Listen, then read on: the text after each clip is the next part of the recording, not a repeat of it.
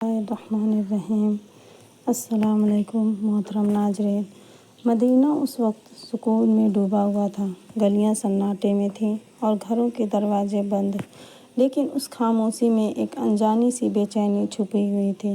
حضرت فاطمہ رضی اللہ تعالیٰ عنہ تہجد کی نماز ادا کر چکی تھیں، سجدے سے سر اٹھایا، ہاتھ دعا کے لیے اٹھے، لبوں پر خاموش دعائیں جاری تھیں۔ دل میں ایک عجیب سی کیفیت تھی، بے وجہ گھبراہٹ محسوس ہو رہی تھی۔ اتنے میں دور پہاڑوں کی طرف سے ایک گرجدار آواز آئی۔ شیر کی دہاڑ تھی، مگر اس رات وہ معمول سے کچھ زیادہ سخت اور خراش بھری لگی۔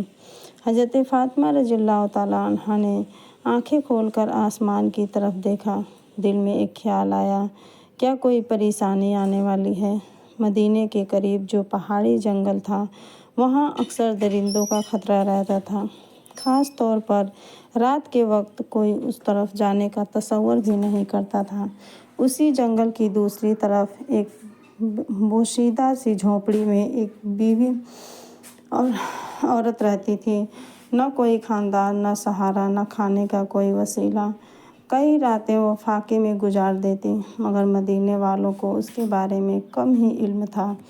حضرت فاطمہ رضی اللہ تعالیٰ عنہا کو بھی اس عورت کے حالات معلوم نہ تھے۔ اگلی صبح حضرت فاطمہ رضی اللہ تعالیٰ عنہا کو کسی کام سے حضرت محمد صلی اللہ علیہ وسلم کے گھر جانا تھا۔ وہ تنہا گھر سے روانہ ہوئیں۔ جب وہ دروازے تک پہنچی تو اچانک رک گئیں، جیسے قدم خود بخود تھم گئے ہوں۔ کچھ لمحوں تک وہ یوں ہی دروازے کے سامنے کھڑی رہیں۔ حضرت فاطمہ رضی اللہ تعالیٰ عنہا دروازے پر رک کر اندر کی آوازیں سننے لگیں۔ محبوب والد حضرت محمد صلی اللہ علیہ وسلم اپنے چند صحابہ کے ساتھ بات فرما رہے تھے۔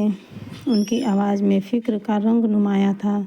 حضرت محمد صلی اللہ علیہ وسلم فرما رہے تھے، اے میرے صحابہ، کیا تم جانتے ہو کہ مدینے کی سرحد کے قریب پہاڑ کے اس پار جنگل کے دوسرے کنارے ایک بیوہ عورت رہتی ہے؟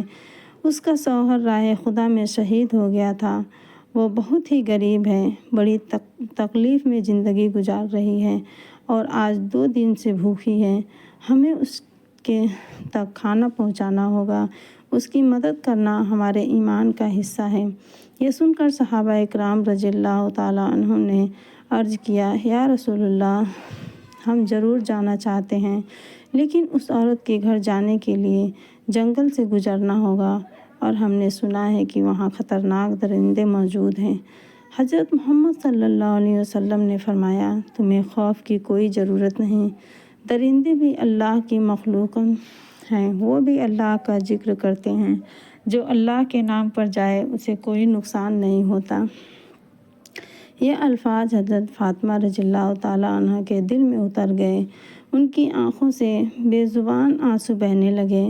دل میں ایک خیال ابھرا، جب میرے ابا جان ایک اجنبی بیوہ کی بھوک اور تکلیف کی فکر کر رہے ہیں تو کیا یہ ممکن ہے کہ میں ان کی بیٹی پیچھے رہ جاؤں؟ وہ کچھ کہے بغیر دروازے سے پیچھے ہٹ گئیں، اندر داخل نہ ہوئی، نہ سلام کیا، نہ کوئی بات۔ قدم خاموشی سے پلٹے اور وہ واپس اپنے گھر کی طرف روانہ ہو گئی، لیکن دل میں ایک ارادہ لیے ہوئے کہ وہ بھی کچھ کریں گی۔ اصل میں حضرت فاطمہ رضی اللہ تعالیٰ عنہ کا دل بے حد نرم تھا۔ جب انہوں نے سنا کہ ایک بیوہ عورت 2 دن سے بھوکی ہے تو ان کا دل ٹوٹنے لگا۔ وہ تیزی سے اپنے گھر واپس آئیں۔ گھر پہنچ کر فوراً چولہا جلایا، اپنے ہاتھوں سے 2 روٹیاں تیار کیں، ساتھ میں کچھ کھجوریں لیں اور انہیں کپڑے میں باندھ کر تیار ہو گئیں۔ جیسے ہی وہ باہر نکلنے لگیں، دروازے سے ام سلمہ رضی اللہ تعالیٰ عنہ اندر داخل ہوئیں۔ سلام کر کے کہنے لگیں، اے فاطمہ، میں تو تم سے ملنے آئی تھی، لیکن تم کہاں جا رہی ہو؟ حضرت فاطمہ رضی اللہ تعالیٰ عنہ نے جواب دیا، مدینے کی سرحد کے اس پار پہاڑ کے قریب ایک جنگل کے کنارے ایک بیوہ عورت رہتی ہے۔ وہ 2 دن سے بھوکی ہے، میں اسے کھانا دینے جا رہی ہوں۔ یہ سن کر ام سلمہ رضی اللہ تعالیٰ عنہ حیرت سے بول اٹھیں، تم اکیلی وہاں کیسے جاؤ گی؟ وہ راستہ تو خطرناک ہے، جنگل پار کرنا ہوگا اور وہاں درندہ صفت جانور کو بھی خطرہ ہے۔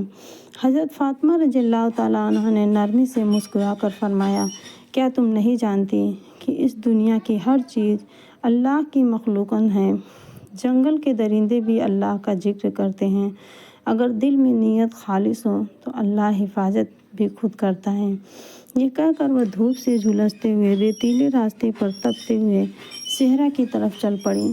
قدم دھیرے دھیرے آگے بڑھتے جا رہے تھے۔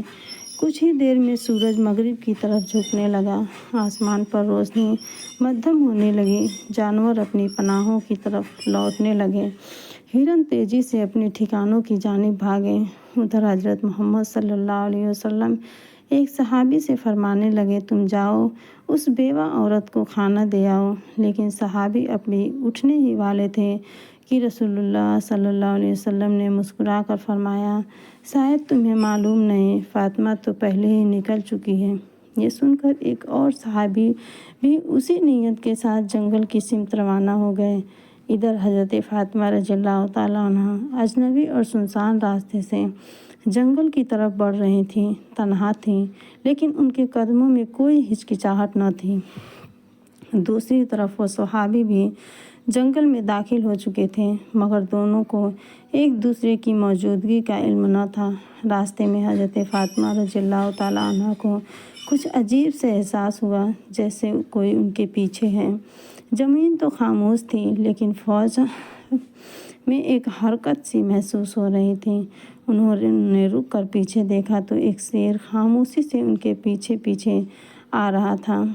شیر قریب آیا، لیکن حضرت فاطمہ رضی اللہ تعالیٰ عنہ کے چہرے پر خوف کا نام و نشان تک نہ تھا۔ وہ اپنی جگہ پر کھڑی رہیں اور شیر کی آنکھوں میں آنکھیں ڈال کر پرسکون آواز میں فرمایا، اے جنگل کے شیر، تو بھی اللہ کی مخلوق ہے اور میں بھی۔ اللہ نے تجھے طاقت دی ہے، مگر مجھے ارادہ دیا ہے۔ کیا تو نہیں جانتا کہ اللہ کا حکم ہے کہ بھوکے کو کھانا دیا جائے، اور میں اسی کام کے لیے نکلی ہوں۔ میرے راستے میں مت آ، بلکہ اگر ممکن ہو تو میری حفاظت کر۔ ان کے الفاظ میں وہ یقین اور نرمی تھی جو صرف ایک سچے دل سے نکلتی ہے۔ شیر رک گیا، اس کی آنکھوں کی تیزی مدھم پڑ گئی، جیسے وہ حضرت فاطمہ رضی اللہ تعالیٰ عنہ کی بات کو سمجھ رہا ہو۔ فاطمہ رضی اللہ تعالیٰ عنہ کی زبان سے جیسے ہی یہ پر اطمینان الفاظ ادا ہوئے، ایک حیرت انگیز منظر سامنے آیا۔ اللہ کے حکم سے وہ شیر جو چند لمحے پہلے خاموشی سے ان کی طرف بڑھ رہا تھا، ایک رک گیا۔ پھر آہستہ آہستہ شیر نے اپنا سر جھکایا، قدموں کے پاس آ کر بیٹھ گیا، اپنے پنجے زمین پر رکھ دیے اور اپنی دم کو لمبا پھیلا کر زمین سے لگا دیا۔ اچانک اس کی زبان کھل گئی۔ اس نے نہایت عاجزی سے کہا، اے خاتون جنت، جنت کی سردار فاطمہ، میرا سلام قبول فرمائیے اور میرا سلام رحمت دو عالم صلی اللہ علیہ وسلم تک بھی پہنچا دیجیے۔ میں آپ کو نقصان پہنچانے نہیں آیا، بلکہ آ کے آپ کی حفاظت کے لیے حاضر ہوا ہوں۔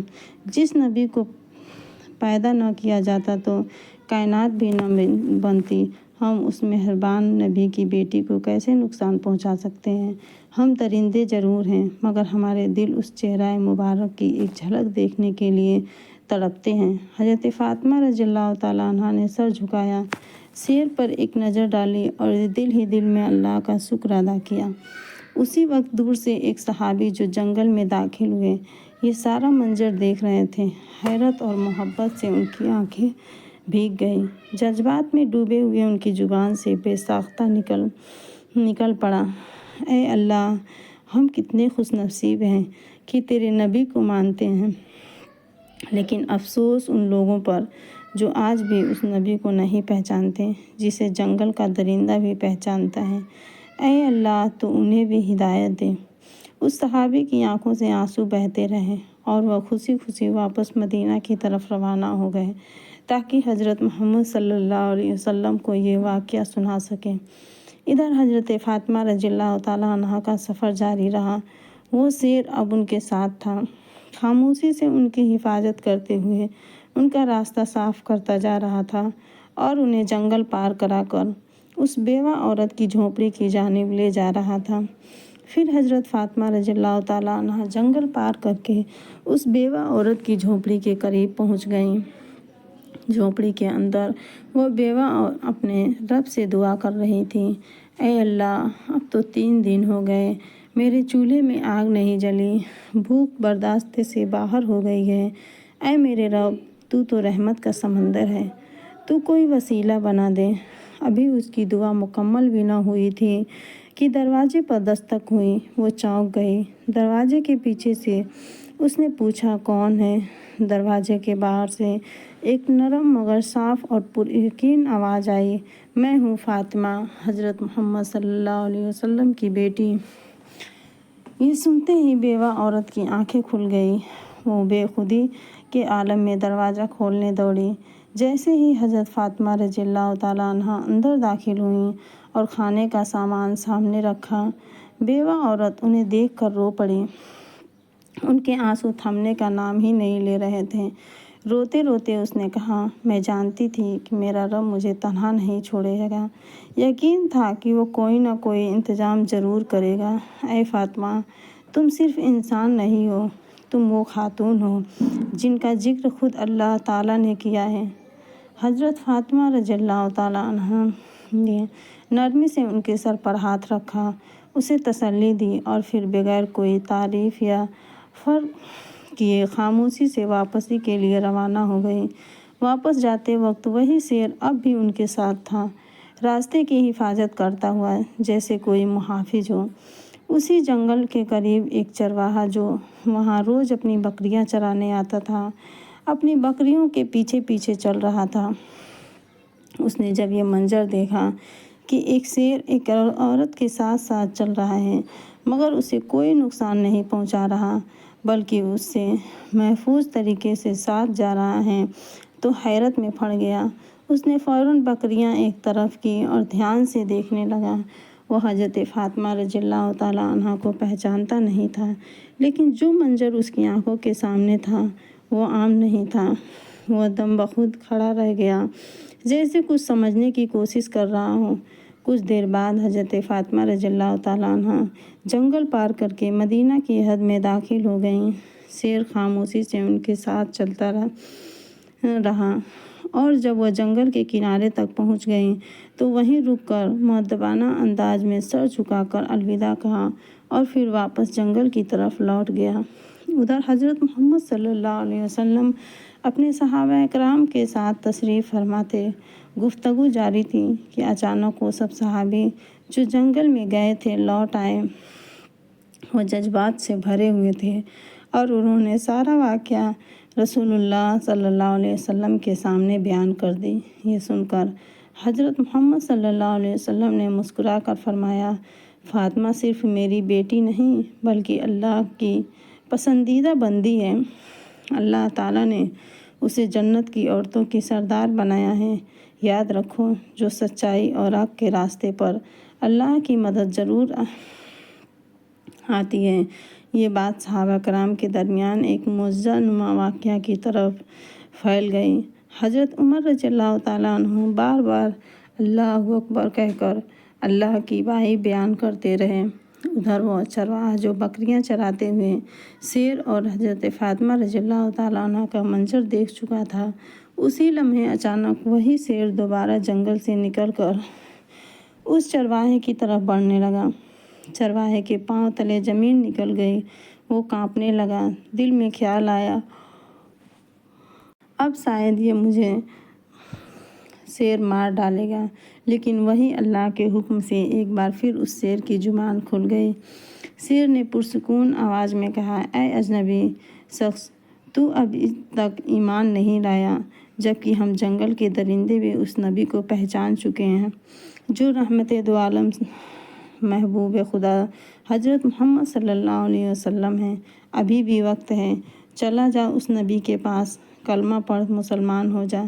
میں جنگل کا شیر تجھے وعدہ دیتا ہوں، تیرے واپس آنے تک تیری بکریوں کو کھانا تو دور، میں انہیں چھوؤں گا بھی نہیں۔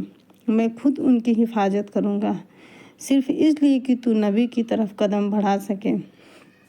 شیر کے منہ سے ایسے الفاظ سن کر چرواہے پر سناٹا طاری ہو گیا۔ اس کے لب بالکل خاموش ہو گئے، بس حیرت زدہ آنکھوں سے شیر کی طرف تکتی رہے، جیسے وہ سمجھ ہی نہیں پا رہا ہو یہ خواب ہے یا حقیقت۔ مگر دل کے اندر جیسے کوئی روشنی اتر آئی۔ اس نے ایک لمحہ بھی ضائع نہ کیا، اپنی بکریوں کو وہیں چھوڑا اور حضرت محمد صلی اللہ علیہ وسلم کی طرف دوڑ پڑا۔ ادھر حضرت محمد صلی اللہ علیہ وسلم اپنے چند صحابہ کے ساتھ موجود تھے کہ اتنے میں جبریل علیہ السلام تشریف لائے۔ انہوں نے عرض کیا، یا رسول اللہ، آج ایک چرواہا آپ کی بارگاہ میں آ رہا ہے۔ وہ ایمان لانے والا ہے، مگر اسے یہ خبر زمین کے کسی انسان نے نہیں دی۔ اسے یہ پیغام جنگل کے ایک شیر نے پہنچایا ہے۔ جائیے اس کا استقبال کیجیے۔